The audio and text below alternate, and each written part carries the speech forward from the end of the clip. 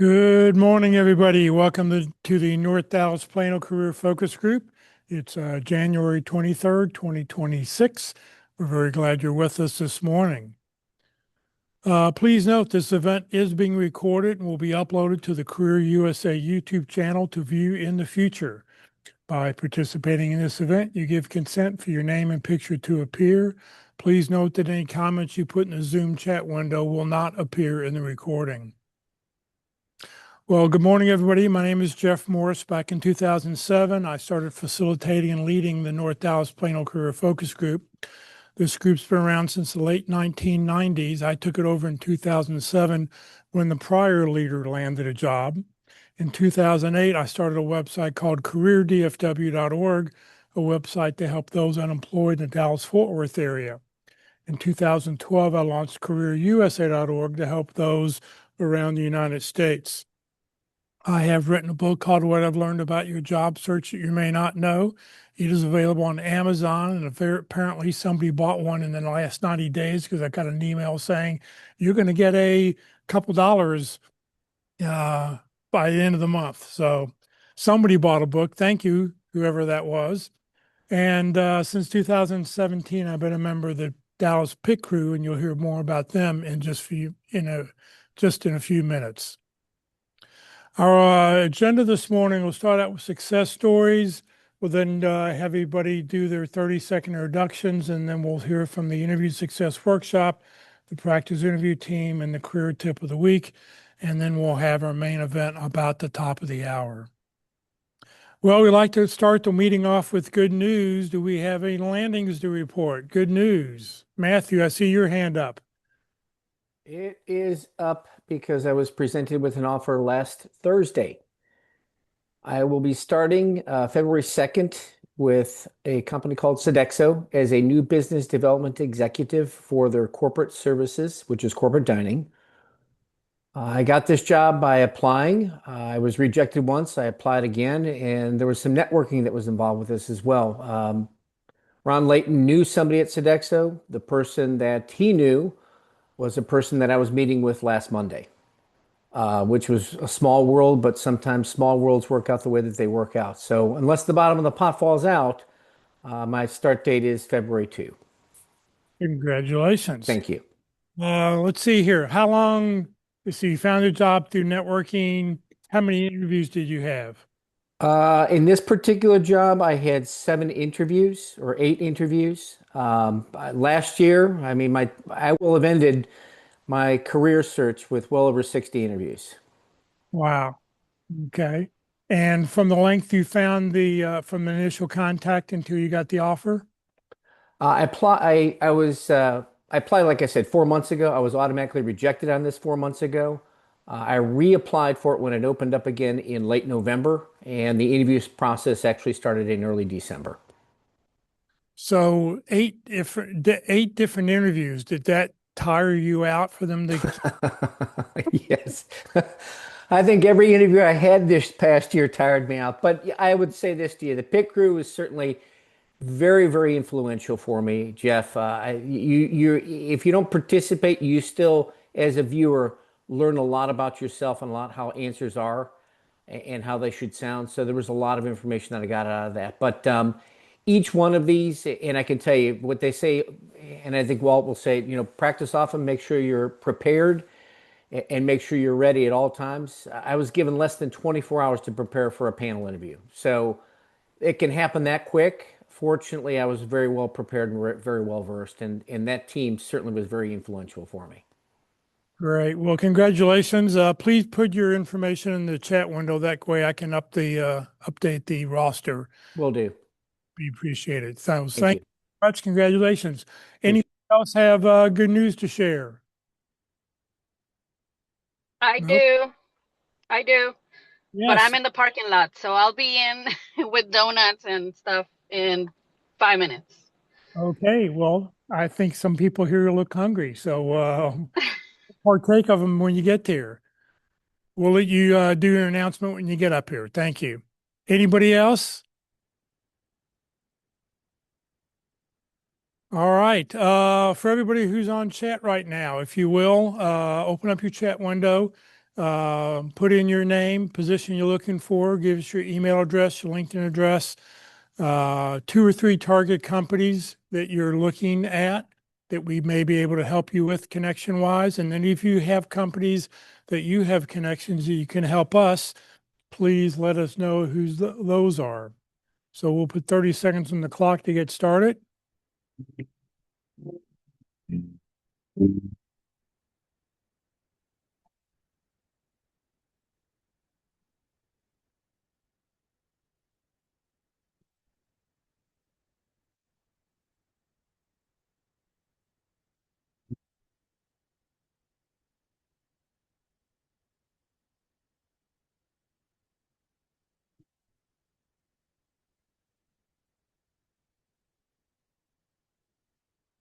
All right. What we'll do now is, while we're waiting for Gabriella to get here, let's do our 30-second introduction. So everybody here in the room, if you will, come grab the mic and we'll let you get started.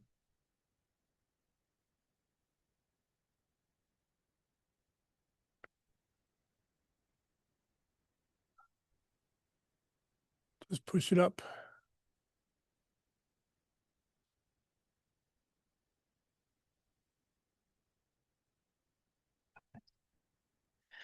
All righty. Good morning, and on a nice balmy Friday. My name is David Turner. I'm a HR systems analyst specializing in SuccessFactors Employee Central Security. I'm not looking for contacts right now, and I do have contacts at PepsiCo. My name is David Turner. Thank you, David.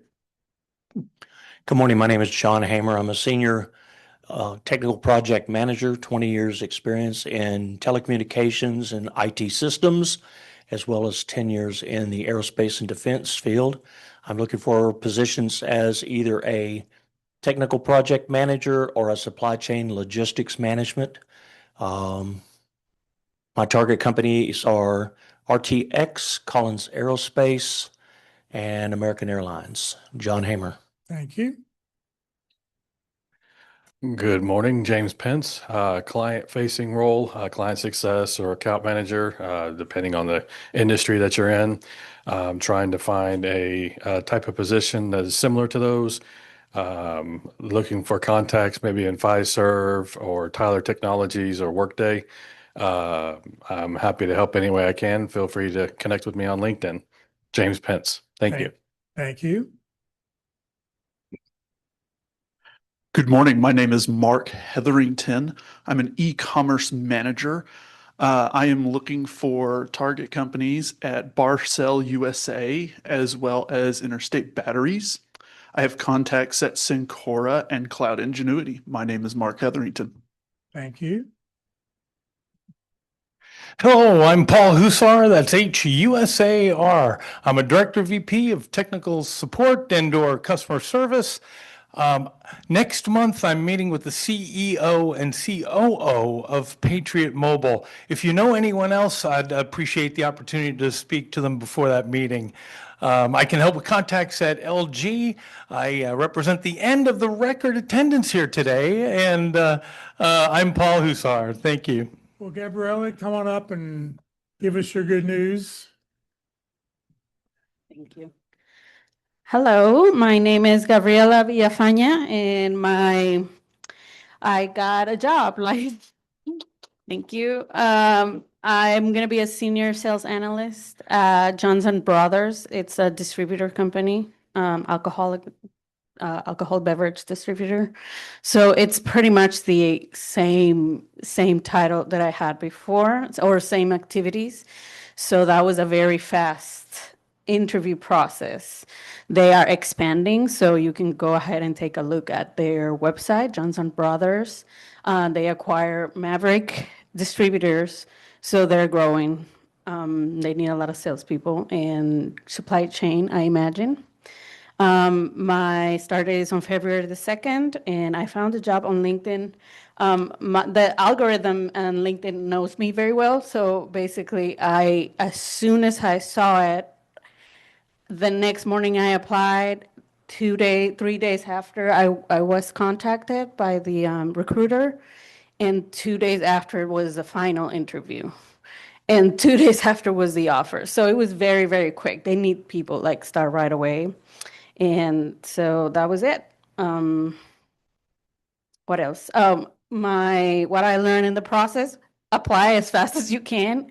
I had a website that was, it's called Hiring Cafe on top of the LinkedIn.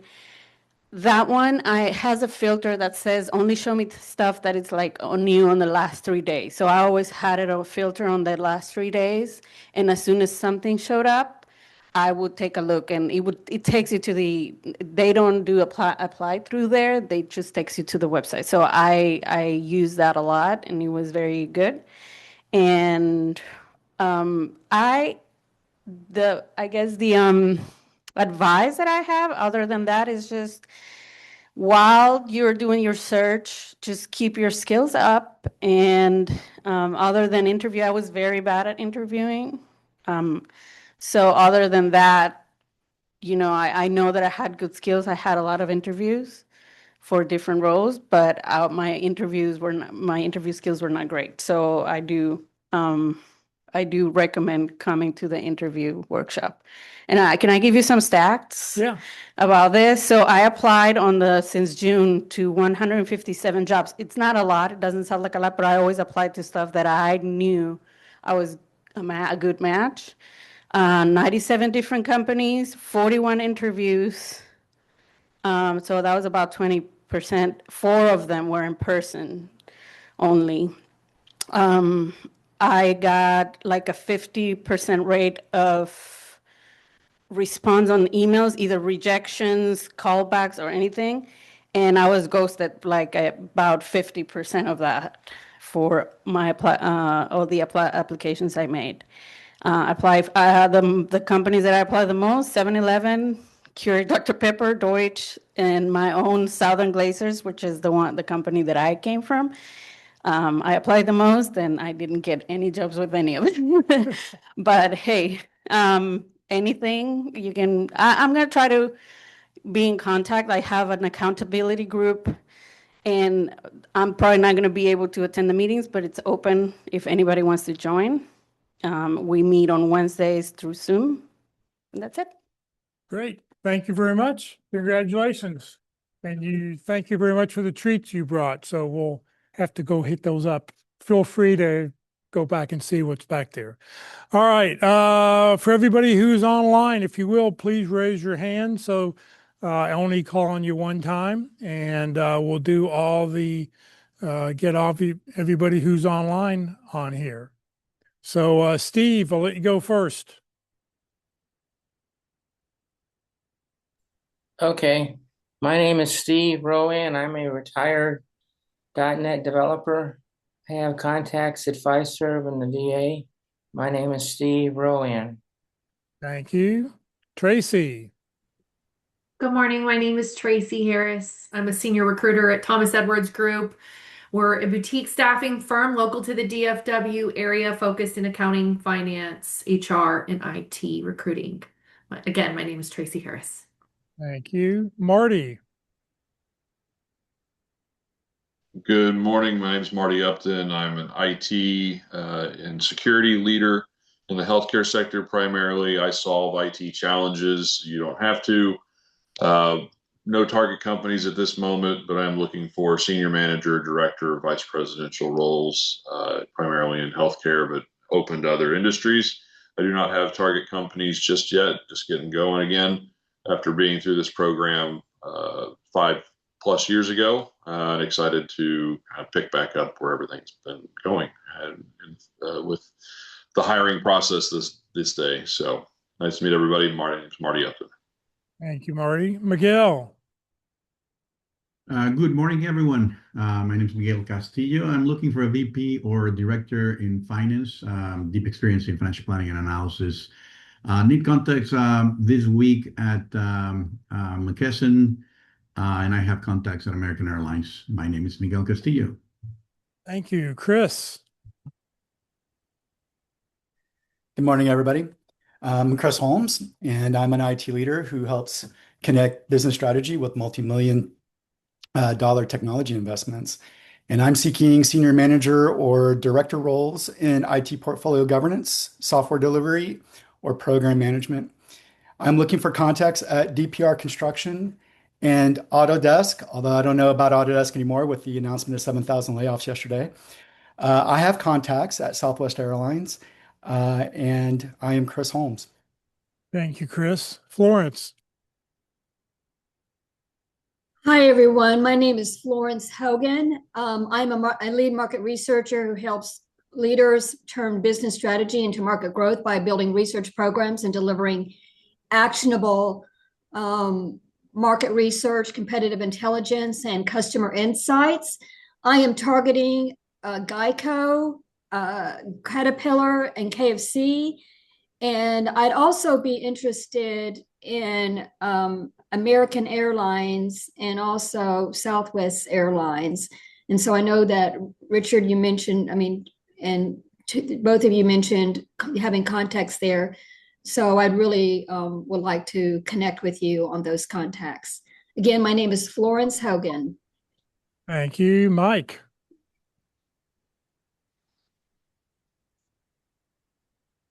Mike, you're muted. Apologies. Good morning, everyone. My name is Mike Belzil. So I'm a data analytics product leader. So I help business leaders ring their performance bell by converting data into dollars. So I'm seeking a director above role in data products based out of DFW. So specifically looking for contacts at 7-Eleven, Greg Dr. Pepper, Hershey. I have contacts at Walmart, Epsilon, and Circana. My name is Mike Belzil. Thank you, Nikki. Good morning. I'm Nikki Duncan, an operations leader and 2026 Women of Impact nominee. I'm looking for fractional or remote work doing operations or projects management support for small businesses. I am Nikki Duncan. Thank you. Sapna. Hi, I'm Sapna Shah. I'm an IT project manager. I'm currently focusing on looking for other IT project manager or product owner roles. I'm currently seeking contacts at Zealous or Ziosk. Again, my name is Sapna Shah. Thank you. Anybody else online I haven't called on yet? Hi, everybody. I'm Misty Wallace. I help companies turn CRM business strategies into clear execution and cross-functional alignment so campaigns run smoothly. I'm looking for a CRM manager or a marketing project manager position. My name is Misty Wallace. Thank you. Rosina. Everyone, and happy Friday. My name is Rosina Gallman, and I am your Career Tip of the Week host, so I'll be back in a few minutes. I'm looking for a position as a senior talent acquisition business partner or senior recruiter, and I need contacts at HR Catalyst Consulting and Paycom. And then I have contacts at a variety of different places. So as we connect, feel free to let me know who you need to have introductions to.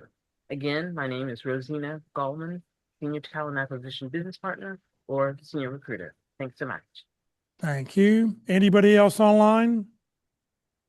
I know there's more of you online that you did not raise your hand. Okay, we'll move Hello? on. Hello? Yeah, go ahead. Hey, sorry, I'm first time here, so I'm trying to get everything. Okay, all right, got my video on. Hi, my name is Jason Ponton. I am a factory IT manager. I am in the semiconductor industry, I should say, and I'm looking for roles at Applied Materials and Micron. I do have a lot of contacts at Texas Instruments. Again, my name is Jason Ponton. Thank you. Thank you. Mary. Sorry, on mute. My name is Mary Menser. I'm a Senior Director of Software Professional Services and Project Management Office, preferably in the ERP, HCM, CRM space is what I'm looking for. Contract requests at Workday. I have to look at it. Kyndryl, got that interview next week. I have contacts at Oracle, specifically in the NetSuite space, and Epicor. My name is Mary Mincer. Thank you. Anybody else online? Last chance. Going once, going twice. Hey, Jeff, can I say something? Yes, go ahead. Just for like Jason and other people that have just joined today, you might want to add your last name to your I guess communication there. I think you would do that by there's 3 dots that you can just click, and then you'll get the chance to add last name. That helps others connect with you. Right. Okay. All right. Job leads. Tracy, what's going on at Thomas Edwards? Yes. So I did want to highlight an IT order that we got in more recently. It's very specific. And I don't typically work on these. We have a colleague that does, but it's a D365 F&O business analyst. So specifically with Dynamics 365 F&O finance and operations system. So looking for someone with that. We have a various finance roles that have come in recently at varying levels, obviously, on the direct hire side, as well as some of the lower level accounting roles that we've seen come in. So things are still coming in, which is positive, even in manufacturing. I know tariffs are always something that's top of people's minds, but we're still getting things in. So I'm optimistic. Great. Thank you very much. And Tracy's information will be in the chat window or in the chat you get if you're interested in reaching out to her. Thank you very much. All right. Interview Success Workshop. Good morning, Walt. Good morning, everyone. Walt Glass here. I am an interview success coach, and I help you in 2 ways with interviewing. One way is through the Interview Success Workshop. I'll give you a little more detail about that. And the other way, as I'm also a panelist on the PIT Crew, the practice interview team, which you will hear about as soon as I finish my introduction.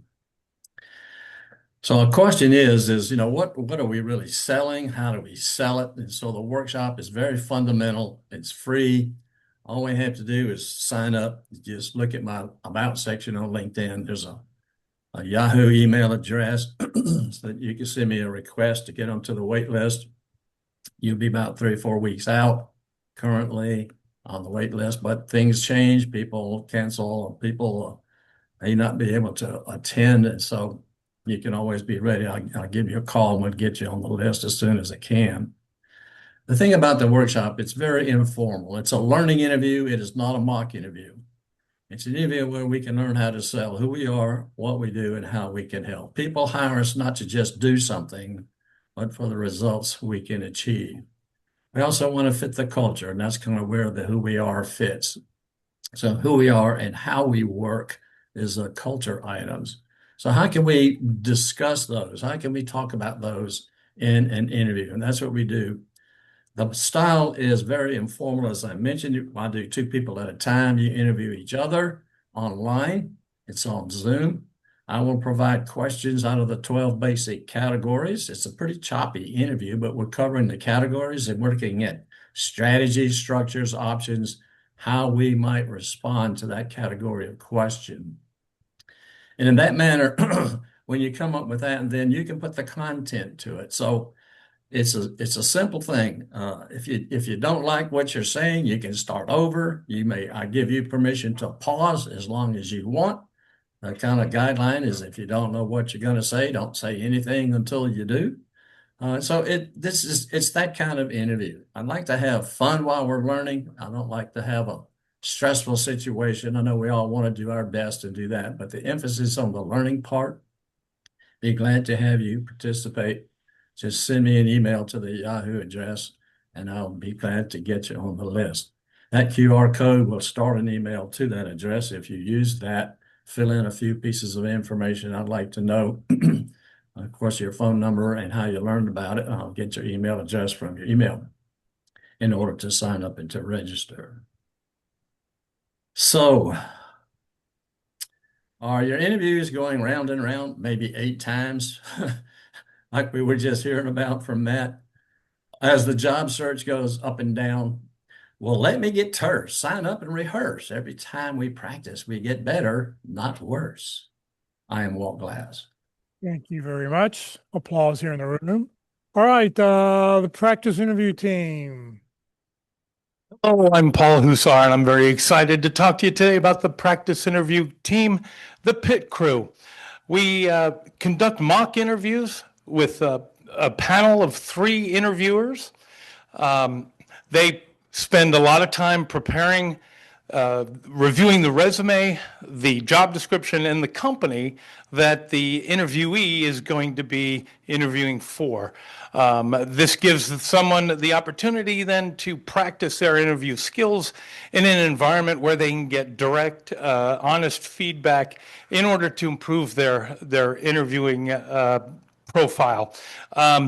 We meet here in this room every Wednesday from 1 to 3, except for the 4th Wednesday of the month, which will be next week. The 4th Wednesday we meet online, so we open up the Pit Crew to people geographically diverse. We always need panelists.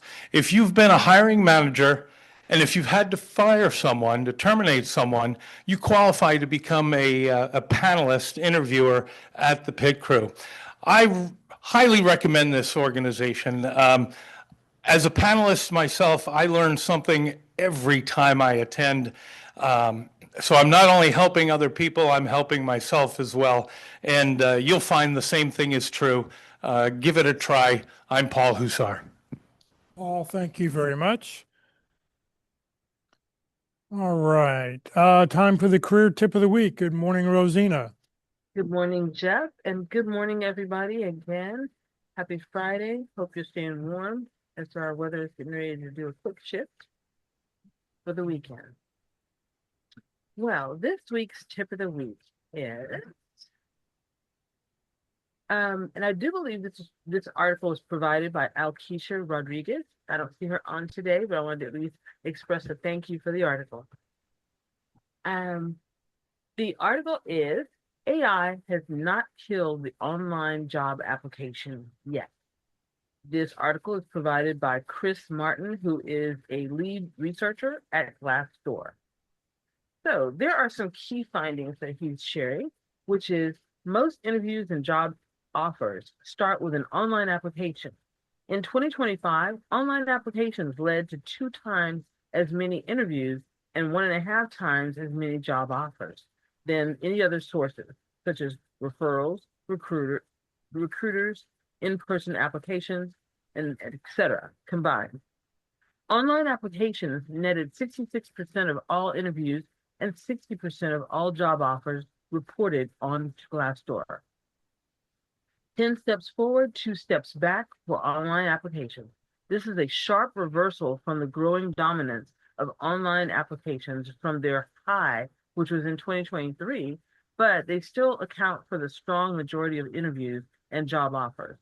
With the recent drop, the share of applicants returned to roughly the 2018 level. Recruiter sourcing hits a new high. Recruiters are doing their own legwork to make up for the difference. The proportion of recruiter-sourced candidates increased 72% since 2023, from 8.6 to 14.8. And referrals are harder to come by, but still punch above their weight class in terms of converting to offers. Between July 2024 and July 2025, referrals led to 7.9% of interviews and 10.2% of job offers. Interviews stemming from a referral were 35% more likely to result in a job offer than those starting with an online application.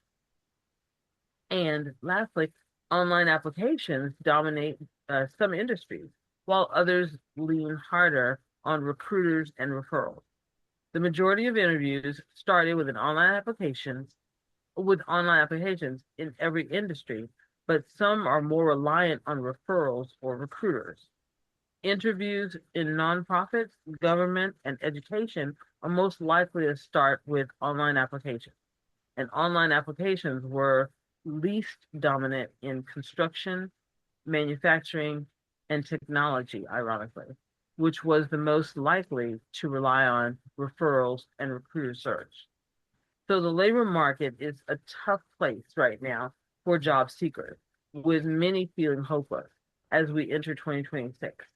Hiring has slowed dramatically as companies scale back on their human capital investments, so job seekers are chasing a smaller pool of open roles.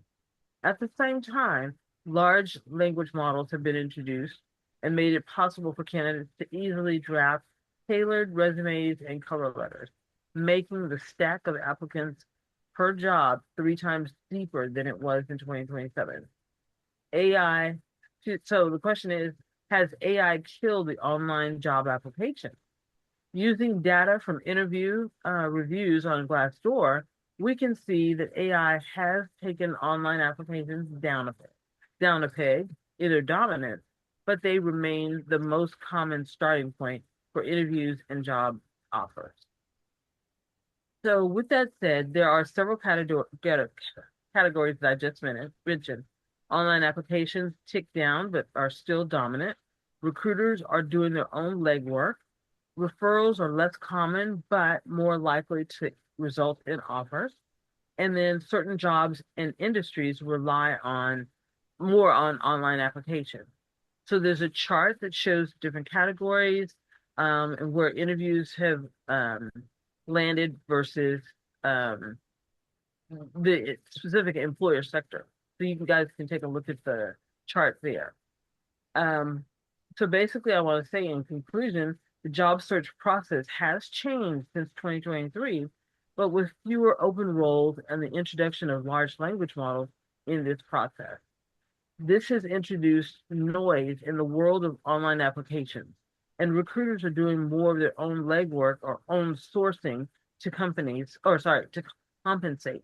But online applications still remain a dominant method of securing a job interview and ultimately an offer.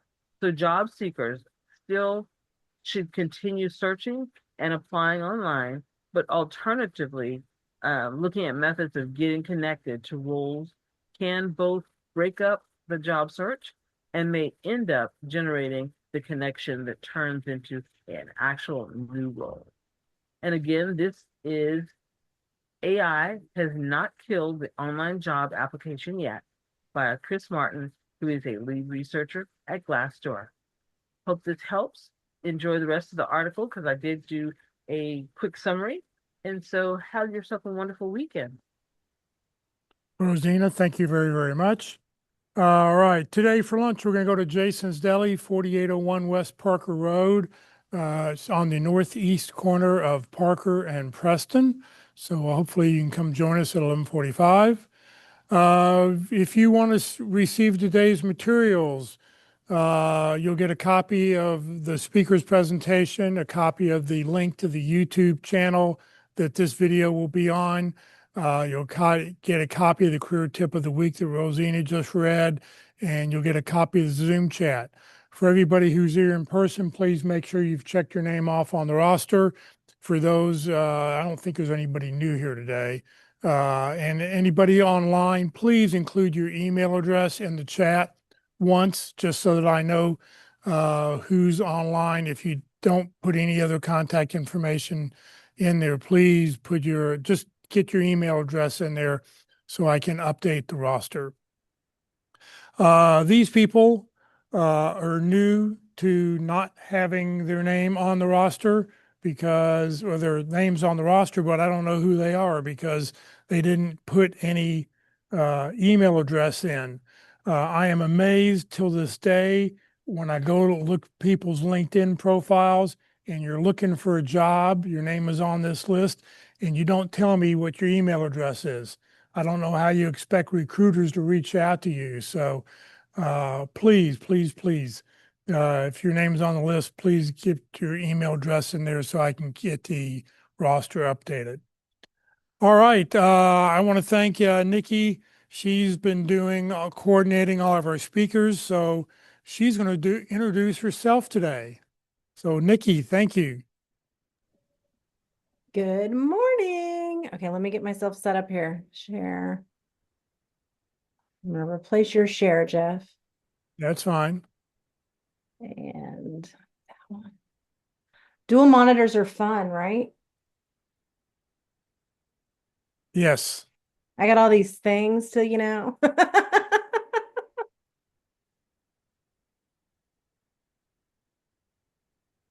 Okay, everybody see my screen?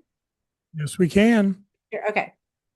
I'm Nikki Duncan, an operations leader and American Heart Association Woman of Impact nominee. My work lives at the intersection of people and processes because I think people matter more than processes and impact more than applause. And impact matters more than applause. I have partners with executives, founders, and operations leaders as a chief of staff and director of operations. I step into the middle of messy and help teams move forward. I bridge the chasm between vision and action by bringing clarity, ownership, and calm to systems that actually hold and stay in place. I've supported over 100 partner sites in a distributed network, led multi-site technology migrations that drove 20% sales increases, and reduced administrative workload by 50% through smarter workflows and automation. And today I'm going to talk about owning your expertise to bridge the chasm on LinkedIn and be found. So imagine a job where you knew your worth, where you were greatly respected and sought out for your skills and advice and help, where that worth, respect, and need filled you with purpose. You have a professional network of people who trust and rely on you. Now imagine that that job ended overnight, which a lot of it did for us, right? So you're confident that your network that you had is solid. They're going to help you find a job. Then you make a new startling discovery. That network is not going to be enough. Maybe those people cared more about what you could do for them than they care about helping you, or maybe they just don't have the connections. So you have to expand and strengthen your network, but you worry that your financial runway is too short. You don't have time. Most of us want income replaced quickly for sound reasons. So do you know how to share your value in a way that starts conversations and opens doors? And if you're not already, how can you continue sharing that expertise even after you have a job so that you stay top of mind for people? That is what today is about. Today is not about creating content and becoming a content creator and mastering social media. It is about how to engage on LinkedIn in a way that helps people find you and know you and want to help you. We are going to talk about why visibility matters, where's the chasm, sharing your expertise, but not the secret sauce, using AI to craft stronger messages, and content ideas and formats should you want to create your own content. Silence feels easy. It's definitely safe, but it's expensive. We all have reasons we hold back from posting about ourselves or our expertise, but we all need to face one truth. If we want to stand out and experience something different from what we are currently experiencing, we have to do something different. You don't get something different by doing the same thing. Your approach doesn't have to be my approach. It probably shouldn't. And it doesn't have to be anybody else's approach. No two people are going to have the exact same approach, and that is perfectly fine and normal. But I hope you'll find a strategy that will work for you and help you be found. I mentioned before the silence is expensive. Whether you are commenting on other people's posts or posting your own content, putting your own voice out there is a great way to take control of your reputation and define your value. The trick is getting visible in a strategic way. If you're visible without having clarity, then you're just adding noise to an already noisy world. But if you're clear on your value and your message, but you aren't putting yourself out there, then you're missing opportunities. If you haven't already heard it, you'll eventually hear, we already heard it in Rosina's tip of the week article, that one trick to getting jobs is having contacts in companies. And in order to get contacts in companies, you have to know people, and the people have to want to talk to you and want to help you. And so that is where visibility comes into play. And I had one target company that I really wanted to get. I wanted to get more information on the target company to start. They are still a target company for me to this day, but I was not on their radar. They didn't know I existed. So I found their CEO and founder on LinkedIn, started following his content, and I started engaging with his content. Sometimes it was just a normal comment that we type, and sometimes I went above and beyond and had a little Loom account, and I would go out to Loom and record a quick 15-second message where I would put a video up of me responding to his comment. And after a few weeks of doing this and he always responded to my comments, but after a few weeks of doing this, he sent me a connection request through LinkedIn. And then he began a conversation with me in our DMs, and we've had several conversations back and forth. I saw a few months later that he posted a job opening, and I responded and said, hey, I don't think I'm the right fit for this job, but I know somebody who might be. And so I made that connection for them and introduced him there. And in networking and meeting all of these different people and engaging and getting visible through comments on other people's content, I've had 3 other people email this guy about me saying, hey, you need to know her. Still no job from him, but he knows I exist in a way he didn't before.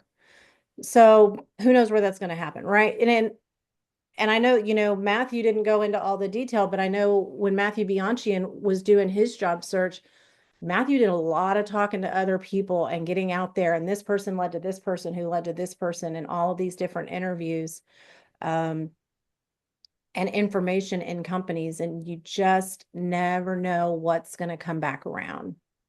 So we've got to get visible. As I see it, there are 3 main reasons we don't make ourselves visible. First, you don't want to sound self-important.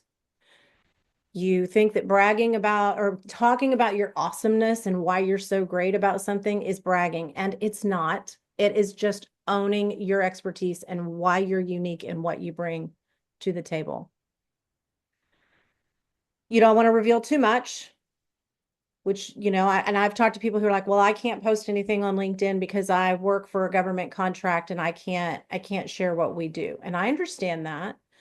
You can share what you do without talking about their secret sauce. And there's a way to do that. Or just uncertainty. A lot of people, we lose our jobs, and with the loss of our job, we lose a bit of our identity. And when we lose that identity, now we begin to, and especially as the job search spans longer and longer, we begin to think we're not worthy. We don't really know what we're talking about. Nobody really wants us. And we have all these negative thoughts that start to invade, and we have to learn how to shut those up. And, I don't know how you're going to do it, but you got to learn to shut those up and get clear on who you are and what you bring to the table, and begin to post or comment on other people's posts about what makes you unique and why you are somebody that they should know. Being active on LinkedIn can include content creation, but more importantly, it's about how you engage other people. I had another story where I met this guy. I wanted a job. I had applied for a job at a company, and I wanted that introduction into the company. I went to a friend of mine, said, hey, you are connected to this guy named Conway. Can you make an introduction? And he said, absolutely. He said, well, I don't know him, but I'll introduce you. I said, great. So he introduced me to Conway. Conway and I had an informational conversation. He said, I don't actually know who has that job opening, so I can't really make a recommendation because I don't know them, but I can tell you about the company. And Conway and I hit it off, and we became friends, and we've been chatting on LinkedIn offline and texting and all this stuff, just having offline conversations since. And a few months later, I had Conway on my podcast. And then when I posted the podcast online, one of Conway's connections started commenting on my stuff. And so now I've got another connection, and we're talking about ways to work on, the American Heart Association campaign together and how he can support that. Just because I asked for an introduction way back when, and I had conversations and put myself out there in a way that people connected with. And with Conway, I wasn't even putting myself out there. I was actually shining the light on him, and his friend liked that. So sometimes it's not even about us. It's about other people. So how do we bridge the chasm between silence and visibility?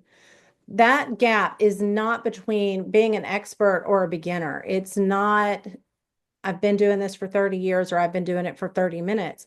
It's actually the difference between being engaged and being invisible.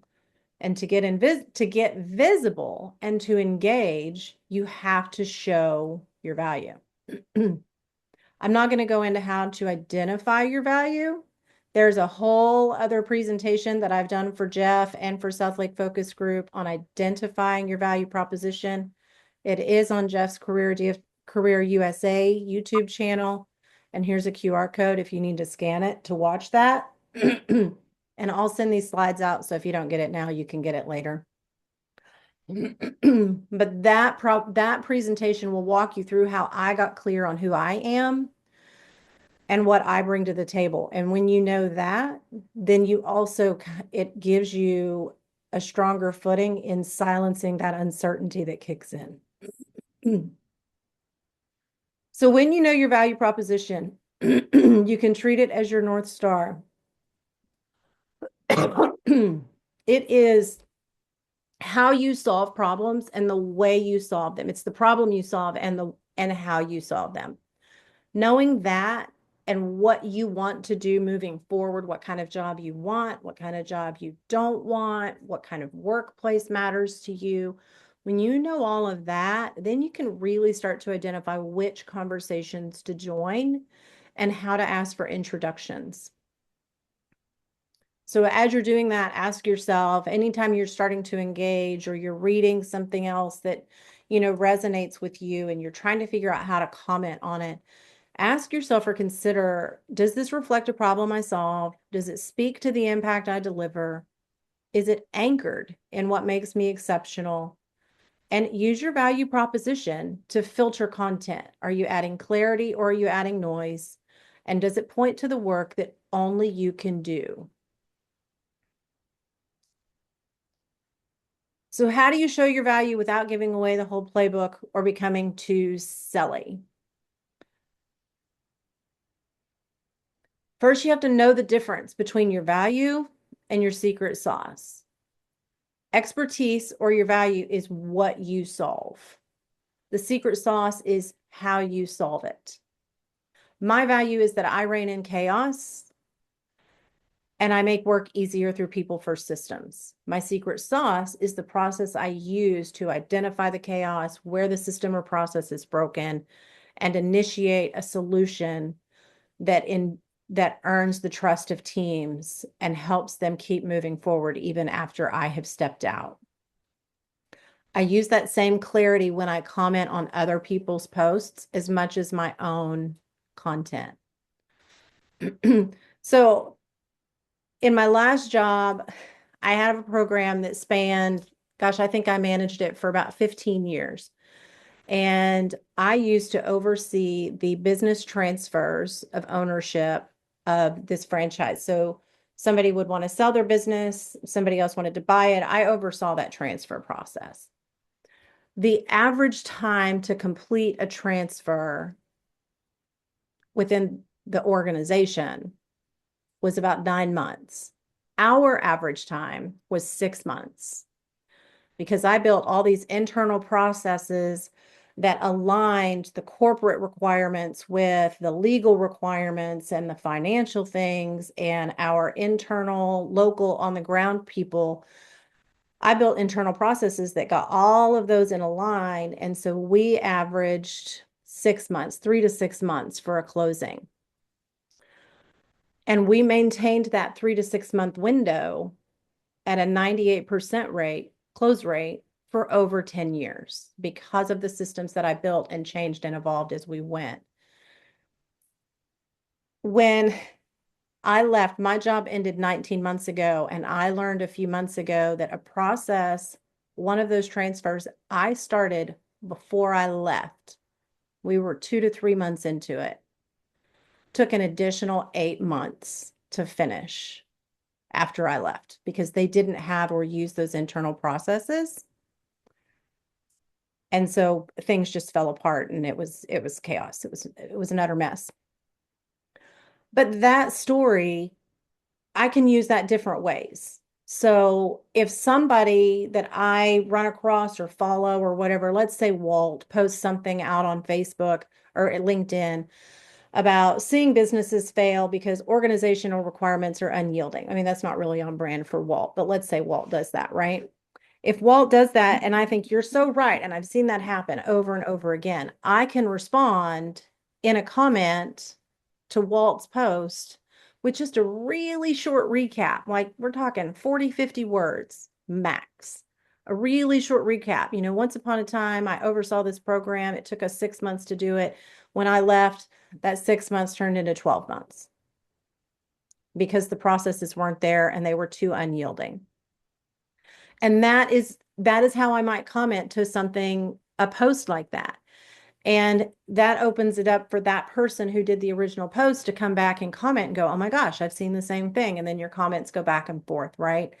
I can also use that same story as a basis for content, you know, like the one that you see on the slide. That's something that I posted not too long ago to my profile.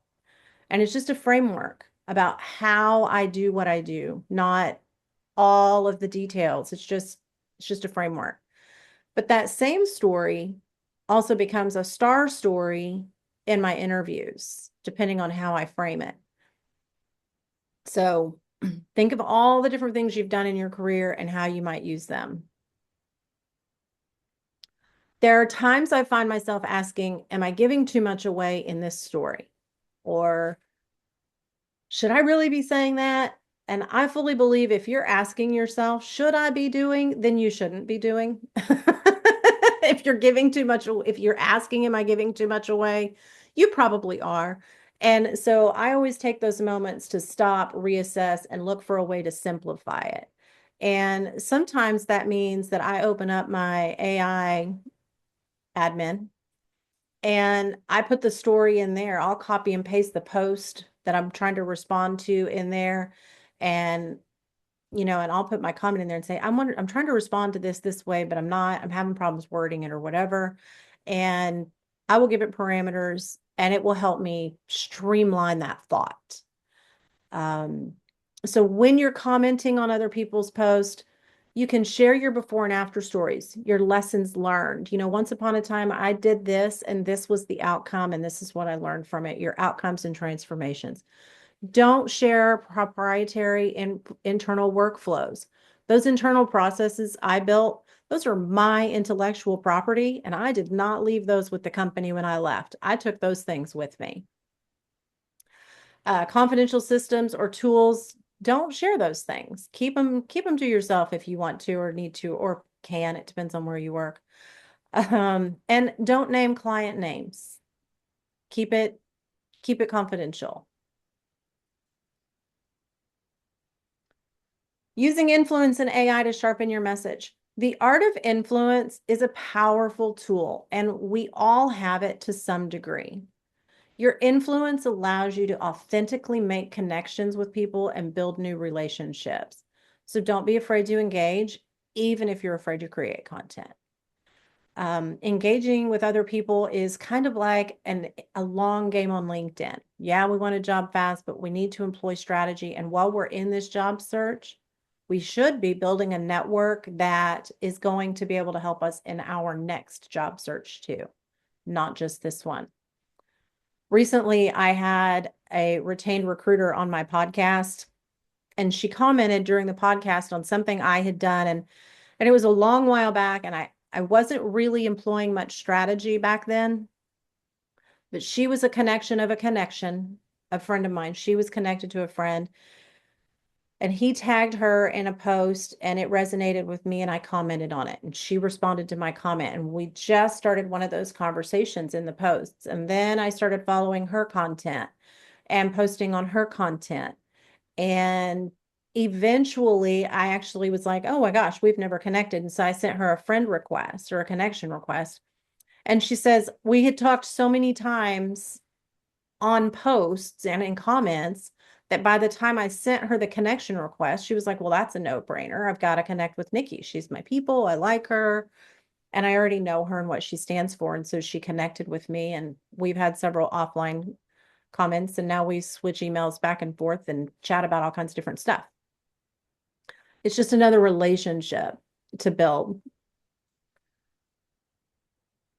So again, whether you're creating content or looking at other people's stuff and trying to find ways, you can use AI to sharpen your message and really hone in.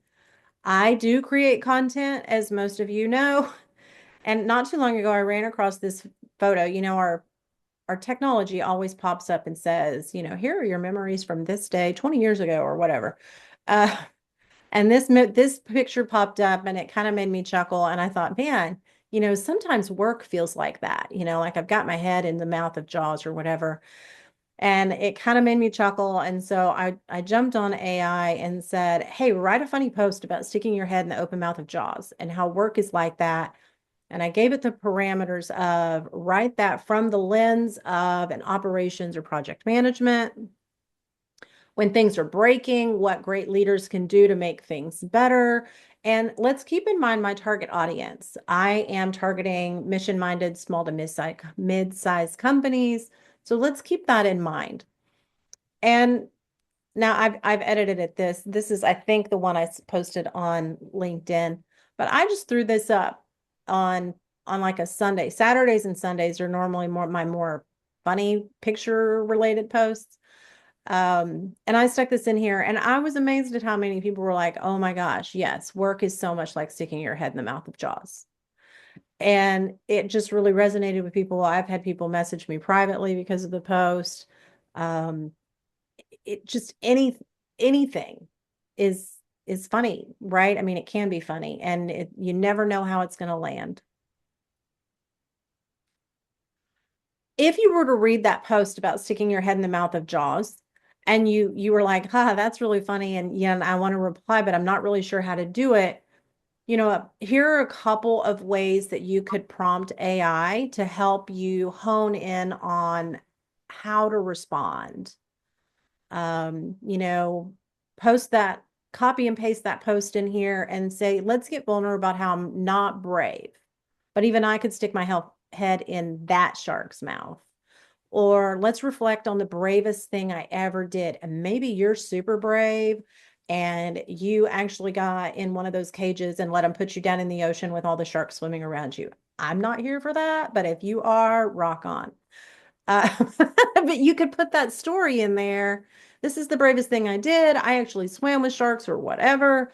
And connect that to how you do what you do, or connect swimming with sharks to the work I did within X, and whatever. And that'll give you some ideas on how to comment.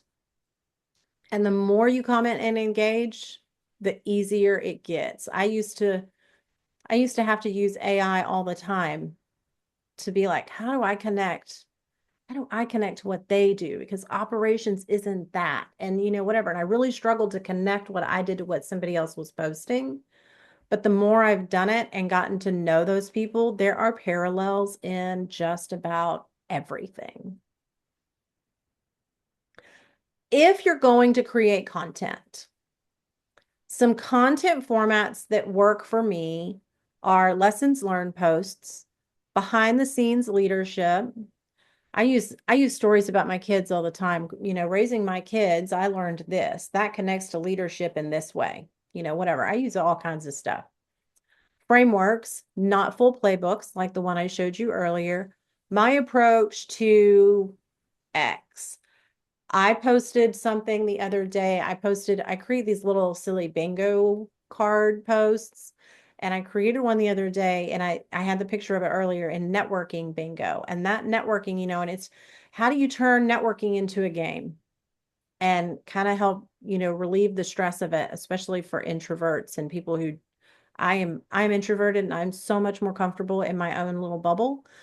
Getting into a room, especially a room that's full of people and that I don't know, it's terrifying for me. And I used to really, really struggle for it. And so turning things into little games helps.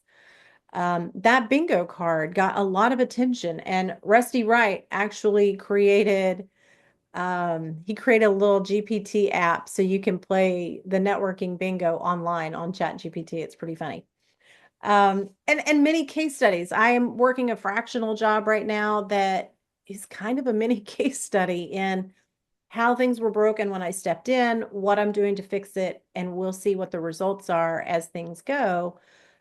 And projects that I've managed over the year. Everything I ever did, every project I ever did is its own little case study that I can use and extract for content if I so desire, or stories to engage with other people.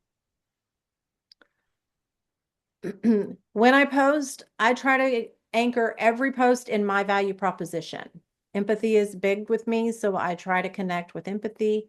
I try to frame a problem and deliver a takeaway. If you've written your career story, like I talk about in the value proposition presentation, then that career story, I uploaded mine into ChatGPT, and I use ChatGPT all the time to extract ideas out of that career story. You know what? I need new content. Let's talk about X.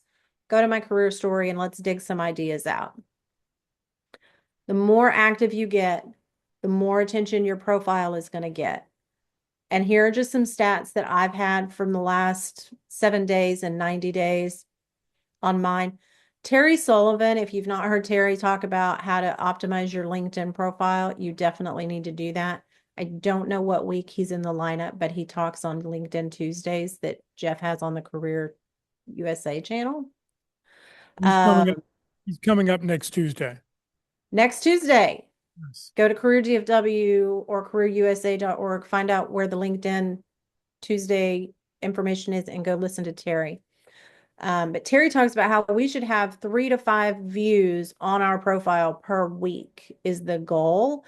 I am right at 5.6 or something like that right now. It's down just a little bit because LinkedIn just changed their algorithms. But before LinkedIn changed their algorithms a couple weeks ago, I was getting like 8 views a week. So, but I'm still sitting at 5, and I get like 1 new networking request or connection request a day from people I've never heard of. So people are finding me. So if you're going to repost someone else's content, which is another great way to, wait, hang on, there we go. These are some sources that I use for content. We've talked about some of them: pictures, memories, project management plans, all of these things. Another content source is someone else's posts.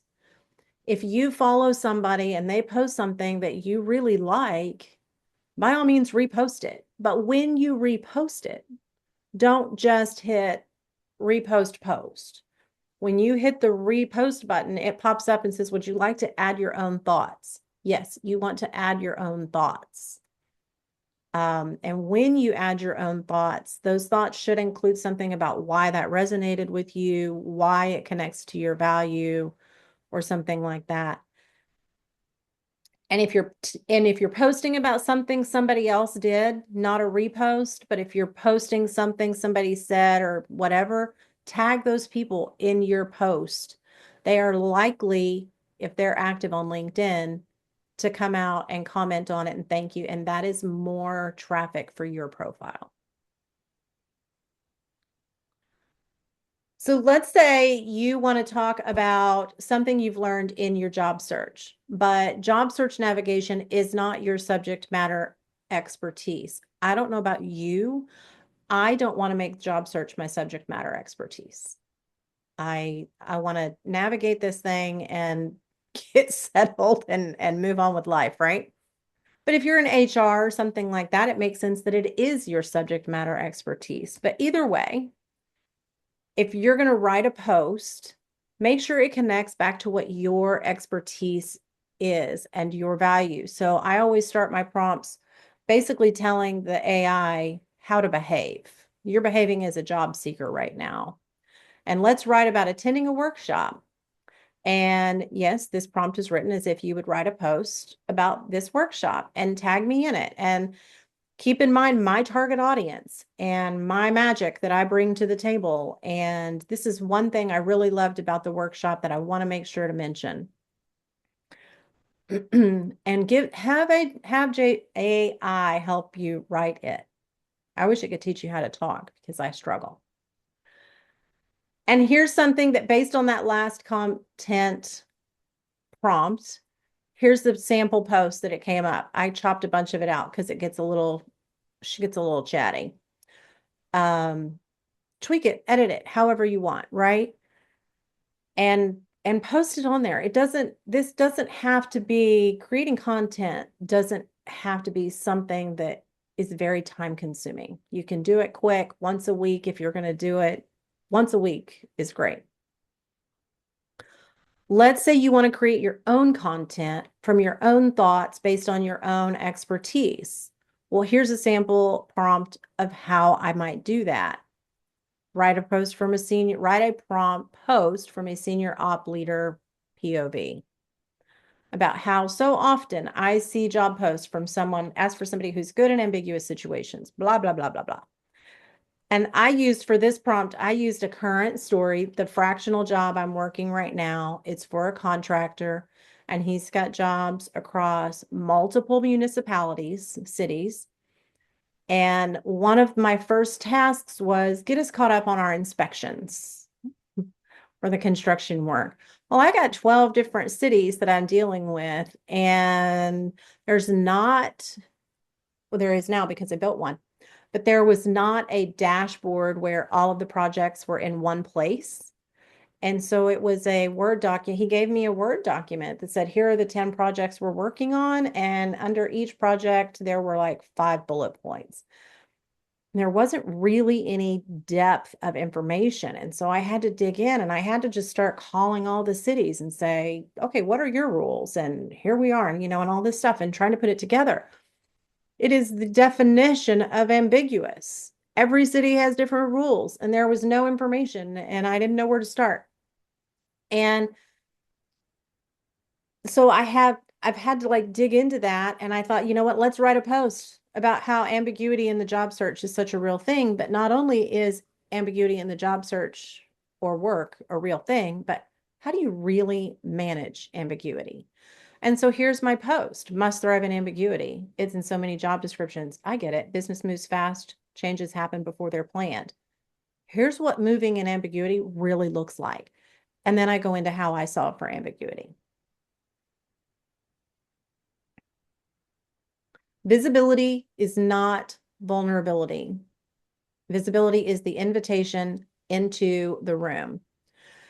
And so I'm going to wrap this up with a couple of examples on what visibility can do, whether it is engaging on comments or creating your own content. You can see different results from just getting visible. Just from commenting on other people's content, I was invited to speak on project management for the APD Academy. That was an online webinar with an audience of 8,000 people. The moderator from that panel was Dr. Vivian Magnus, who has, and now it's, I think, maybe even more, but she had an audience of 27,000 people on LinkedIn, not including her other platforms. She invited me to come speak for her group online. And then I was on the Who You Know Show podcast with an audience of 42,000 just on LinkedIn.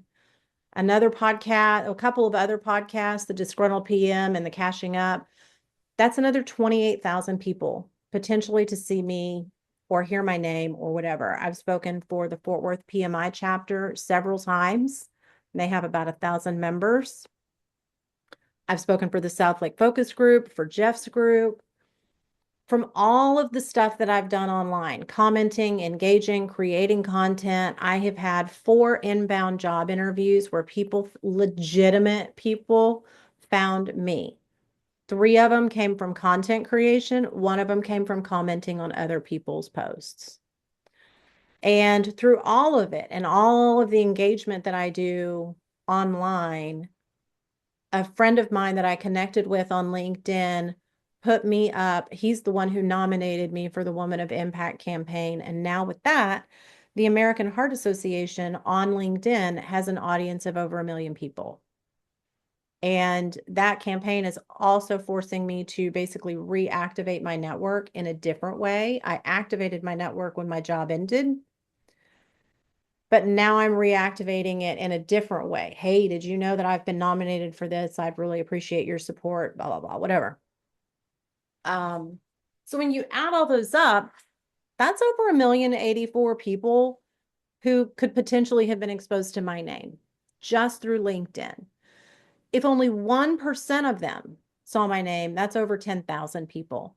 But in the last 90 days, over 15,500 people have been reached by my profile, which means I've showed up in their feed in some way or another.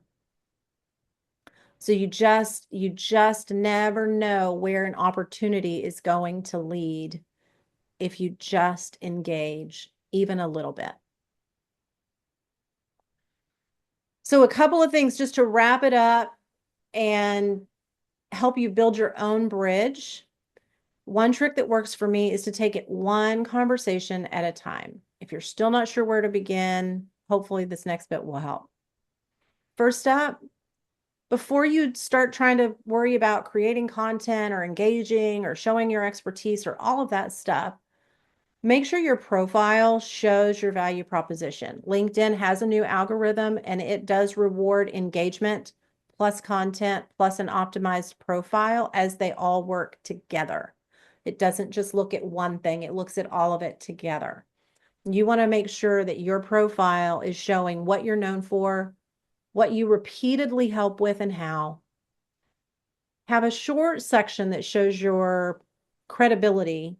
Touch on, if you're going to post content, touch on what you post about, and have a call to action for your target audience. My target audience is small to mid-sized businesses. Being interested in fractional work, that could include CEOs and founders. So my call to action would target that audience.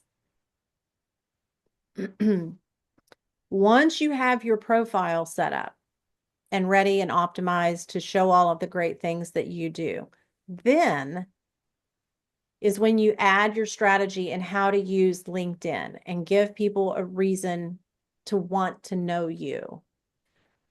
So here's an example of this one guy that he ran across my profile and I started following his posts because he's creative and I really enjoy reading his posts and what he talks about. And so I started following him and I rang the bell so that I got all of his notifications. And instead of paying attention to my LinkedIn feed that is forever updating and scrolling, I don't doom scroll on LinkedIn. I go up to my notifications in the top of my LinkedIn profile, and every time Bob posts, it pops up in my feed and says, Bob Sager posted a video, or Bob Sager posted a newsletter, or Bob did this.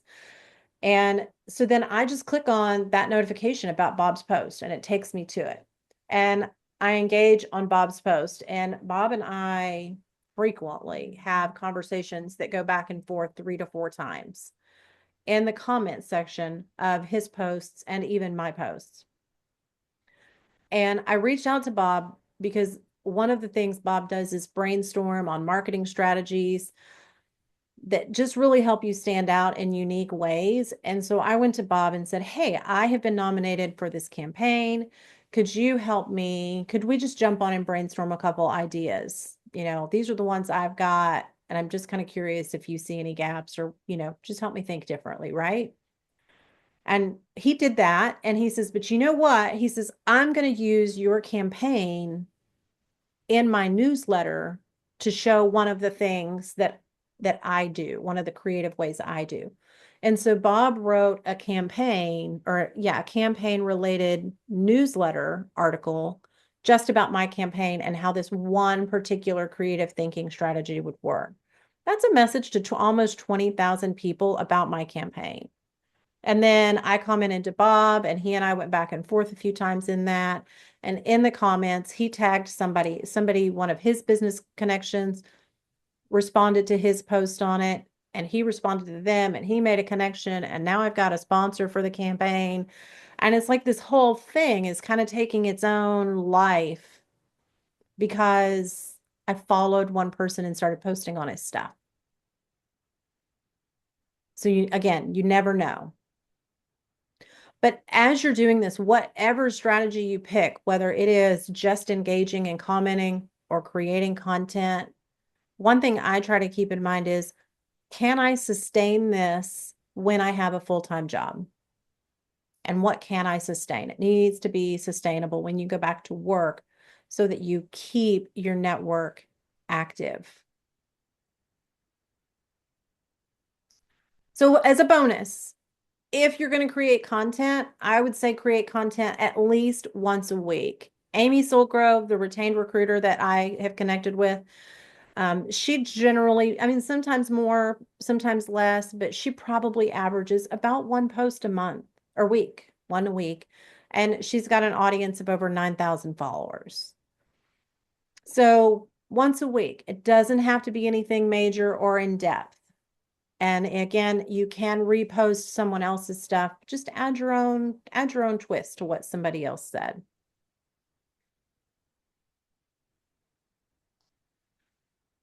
When you connect with new people, have an ask for them, because a lot of people, especially in this job search, it is so common. You connect with somebody and they say, how can I help you? Let me know how I can help. I say it all the time. How can I be a resource? Let me know how I can help. And they go, okay, thanks, I will. And then I never hear from them again. Have an ask. I have a few different asks that I could use depending on the situation. The first one that I have used the most is, hey, thanks for connecting. If I can be a resource, let me know. I'm exploring opportunities in this. I have this video resume. I would really appreciate it if you would go engage with the video resume. It's simple. It's no commitment from them. I've got one post I have asked them to go engage with. Just about anybody can do this. I almost never have anybody tell me no. They almost always connect with it or engage or like or share or something. So have an ask, something simple maybe. Another one that I might use, moving forward is, thanks for connecting. Hey, I've been nominated for this campaign. I'd really love it if you could help spread the word and help the campaign be a success. It's simple. Again, I'm not asking them for money. I'm asking them to help spread the word. It's low risk, super easy for them to commit to. And something that I will probably be doing as I move into creating my own business of fractional work is, again, going back to my existing network. Hey, it's been a while since I checked in. I wanted to send you a note, let you know of something new I'm building right now. And I might even go so far as to do a silly little video. These little videos take seconds. I mentioned earlier that I was commenting on somebody else's content to get his attention. This is the kind of video that I would do for him. And it would pop up in his comment with that little GIF of his name flashing up to get his attention. And he'd be like, what is this? And he clicked on the video because it's just Loom. So it's a safe thing. And he can see what he's doing. And he would watch the video and that's what got him to send me the connection request. He was like, this is what a great way to get somebody's attention. And we need to connect and chat and all this stuff. So something silly that helps you stand out. I don't do this all the time, but I could. So those are just 3 quick asks that you may have. What can somebody actually do to help you? When we connect, send me a note about why you wanted to connect with me if we're not already connected. Was it something I said, something I posted?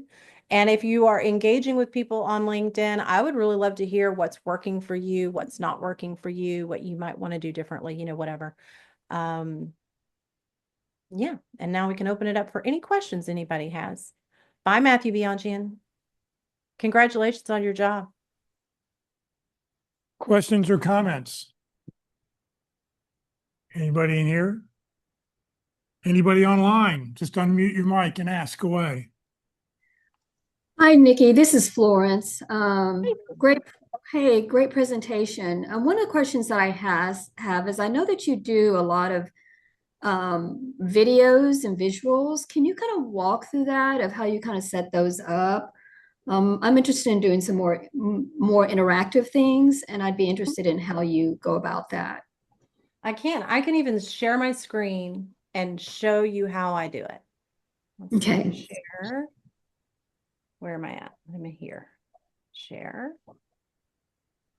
All right, so now you see my Canva, right? Mm-hmm. So I come in here, I have all my little templates that I create, right? So, no, that one's got too much crap in it. A second, get out of here. Here we go.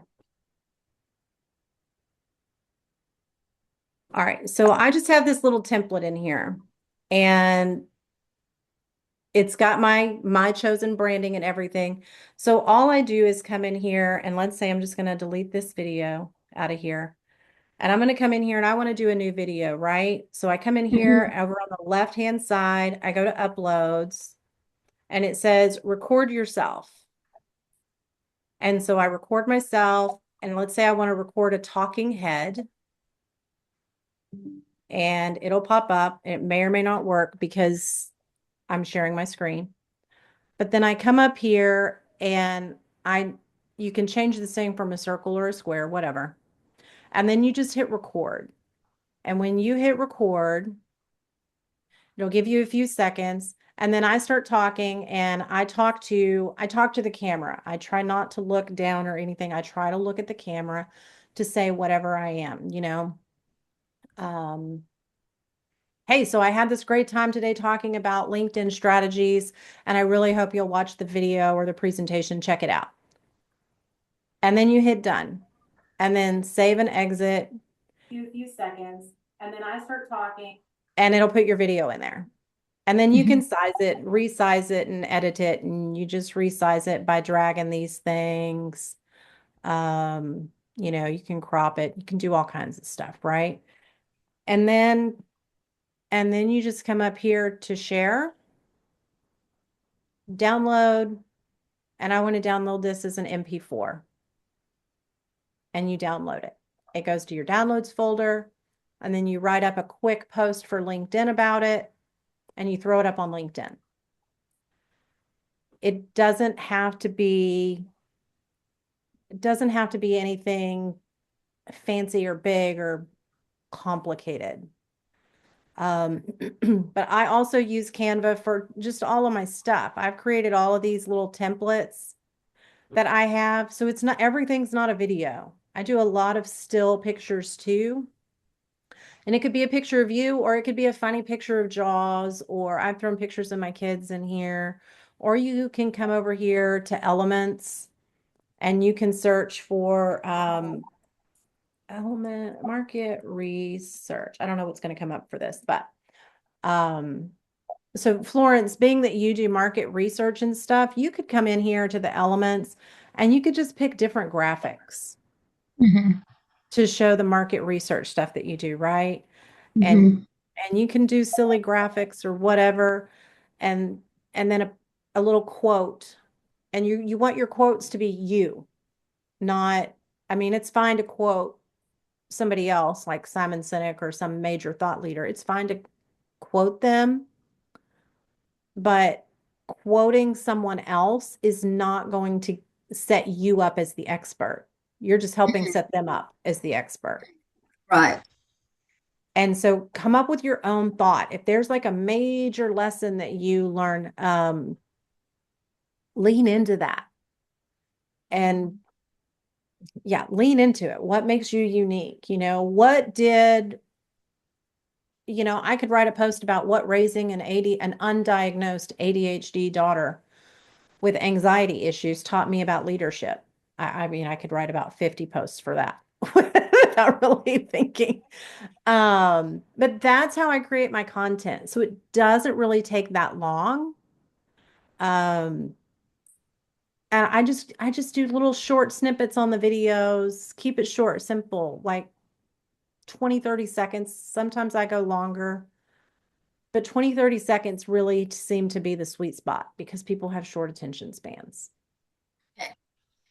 Now I have a question. I haven't worked a huge amount with Canva. Do they have like training tutorials on that and to get up to speed? I mean, how do you get up to speed with Canva and really leveraging it? I just started playing. Yes, there are tutorials. And you can go out to YouTube and do Canva tutorials all day long. It is Yeah.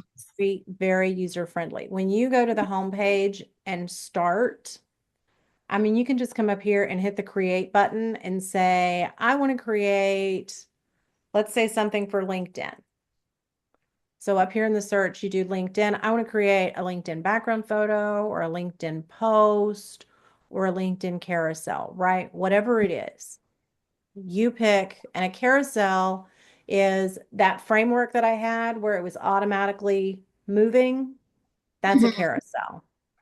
So you can create that or whatever. But if you just type in here, I want to do something for LinkedIn, I want to do a LinkedIn post, and it's going to give you the appropriate shape and dimensions for a LinkedIn post. And it's going to give you a bunch of templates, and you can pick from the templates. When they have the little crown on them, it means they're not free. You have to have the paid version to use the ones with the crown. But like this one is free, and so you could say, let's do that. And you can come in here and you can just click on each individual little thing and say, I don't really want it to say we're hiring. I want it to say whatever it is, right? You can market research rocks. You can change each little thing. And that's really all there is to it. It's just click and delete or click and move. It's just a bunch of clicking and moving.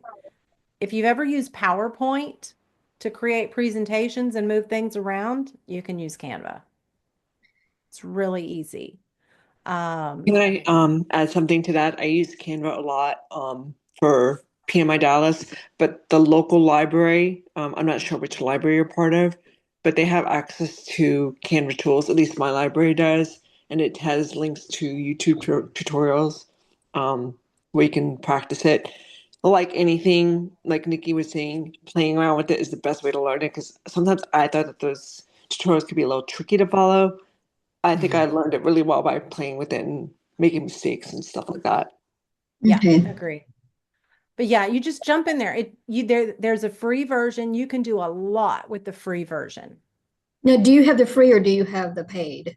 I have the paid because it gave me just because I don't just create content for me. I create content for my husband's business. I create content for my LinkedIn profile, but I also, in another part of my life, I am a published author. So I also create content for my published author personality and for other authors that I've done work for. I've used it for that to create content for them. Okay. So, I'm able to use I needed more power from Canva than what the free version gave me. And I have Adobe Photoshop and all of that stuff. That stuff is complicated.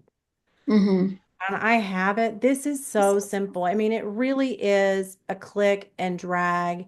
And if and as you're clicking and dragging, like this right here, right? They've got things stacked on top of each other. And if you can't click the right thing, you come up here to the position and you can see your layers and you can see all the different layers they have. So if I want to click on this stupid squiggly down here, but for the life of me, I can't get it, I can come into positions, click it and delete it or drag it or move it or do whatever. It's not hard.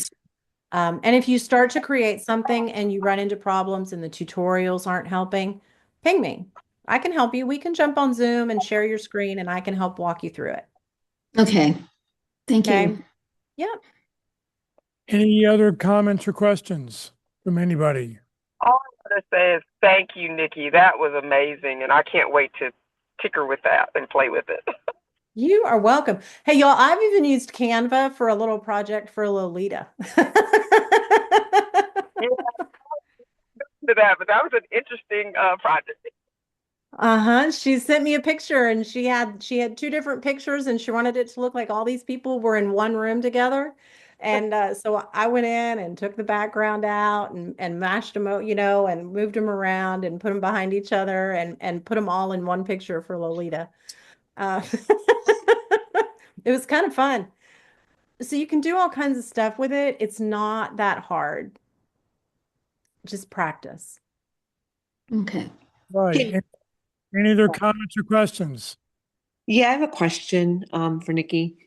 Regarding social media content or like LinkedIn content, what are your thoughts about polls, like getting people engaged by doing polls or asking them questions about what they think? I've seen a lot of people do that. I'm not sure what your thoughts are on that. I've used them. Sometimes I get people voting, sometimes I don't. I've used them, absolutely, because it's a variety of stuff. If you go look at the people who are really creating content on an active basis, most of them are not all videos or all talky, typey things. Most of them have a variety. There's some video. I use some video. I use some scrolling carousels. I use static images. I use polls. I do those silly bingo cards.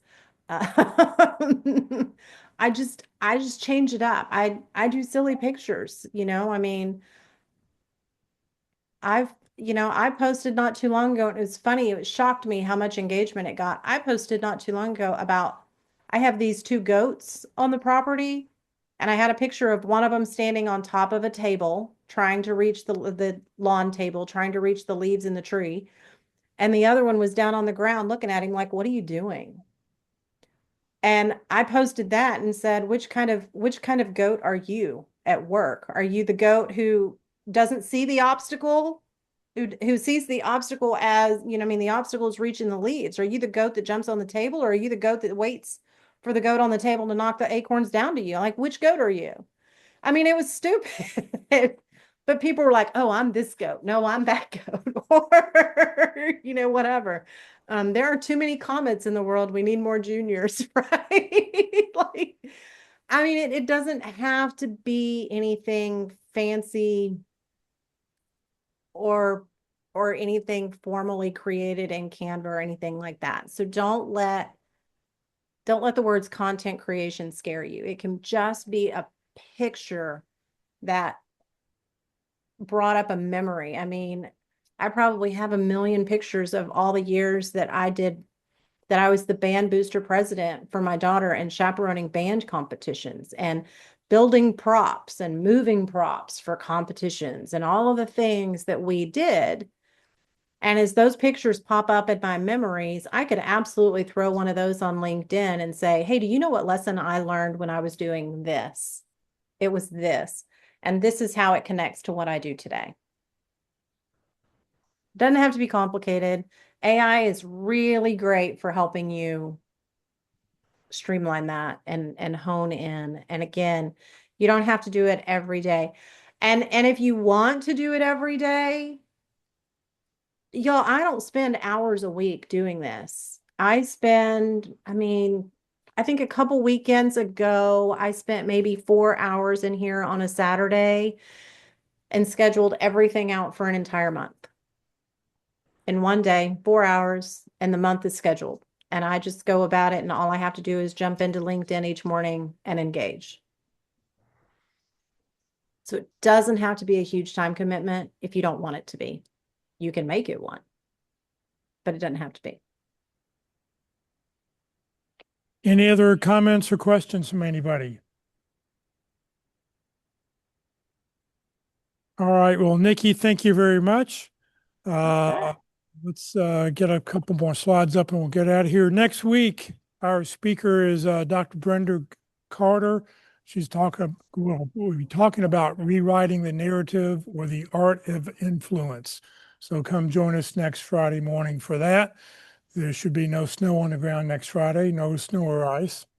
On the Career USA YouTube channel, this video will get posted tomorrow afternoon. Click on playlist because every video I post goes into one of 7 different playlists. Then down in the lower left-hand corner, it says View Full Playlist. Click on that, and up will come a list of all the different videos, and you can go back and watch any one at your convenience.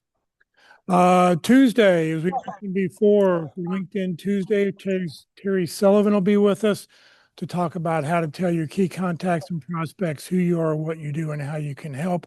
The recording, there will be no recording, so if you want to watch Terry, you will need to watch it live next week.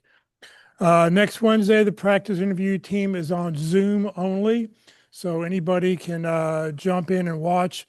If you don't get the link in the email that goes out at the beginning of the week, just go to the careerusa.org